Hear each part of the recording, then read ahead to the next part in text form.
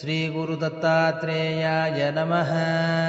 दत्तात्रेयं महात्मानं वरदं भक्तवत्सलं प्रपन्नार्तिहरं वन्दे स्मृत्रगामी सनोऽवतु। दीनबन्धुं कृपासिन्धुं सर्वकारणकारणं सर्वरक्षाकरं वन्दे स्मृत्रगामी सनोऽवतु। शरणागतदीनार्तपरित्राणपरायणं नारायणं विभुं वन्दे स्मर्त्रगामी सनोऽवतु।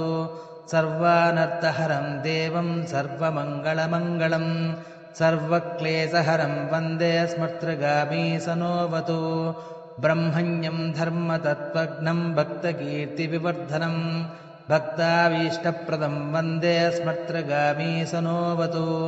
शोषणं पापपङ्कस्य दीपनं ज्ञानतेजसः तापप्रशमनं वन्दे स्मर्त्रगामी सनोऽवतु।